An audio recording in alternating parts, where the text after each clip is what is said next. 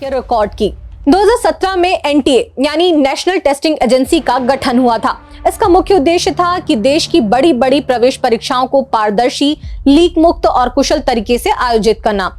JEE, NEET, CUET, UGC, NET जैसी परीक्षाओं की जिम्मेदारी एक जगह पर लाना। लेकिन गठन के 9 साल बाद आज स्थिति कुछ और ही है। 2018 से 2024 तक शिक्षा मंत्रालय के आंकड़ों के अनुसार एनटीए ने कम से कम 16 बड़ी परीक्षाएं स्थगित या रद्द कर दी। इनमें ज्यादातर कोविड-19 महामारी, लॉजिस्टिक चुनौतियों और प्रशासनिक कारणों से हुई। लेकिन 2024 के बाद पेपर लीक, तकनीकी गड़बड़ियां और जवाबदेही की कमी ने एनटीए की विश्वसनीयता को गंभीर नुकसान पहुंचाया। अब आपको मैं मुख्य विवादों की टाइमलाइन से भी परिचित करवाती हूँ।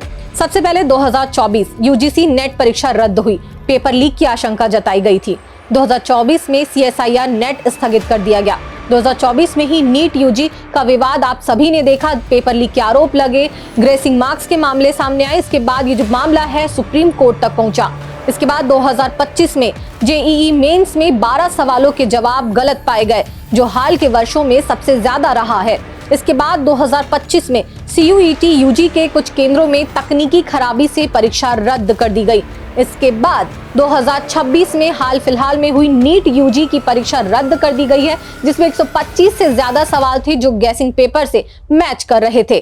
कुछ आंकड़े हैं वो भी आपको जानना जरूरी है। 2024 में एनटीए ने सिर्फ 29 परीक्षाएं आयोजित की, जो 2019 के बाद सबसे कम संख्या है। इस बार हुए नीट यूजी में 22 लाख बच्चों ने परीक्षा दिया। लेकिन एक तरफ ये बड़ी संख्या है तो दूसरी तरफ बार बार पेपर लीक, गलत सवाल, रद्द परीक्षाएं और छात्रों का टूटता भरोसा सवाल उठा रहा है। वहीं शिक्षा मंत्रालय ने 2024 के अंत में ही ये कहा था कि एनटीए अब केवल प्रवेश परीक्षाएं कराएगा, भर्ती परीक्षाएं नहीं। लेकिन सवाल अब ये है कि क्या सिर्फ जिम्मेदारी कम करने से समस्या हल हो जाएगी या एनटीए को अपनी पूरी कार्यप्रणाली में बड़े सुधार करने होंगे।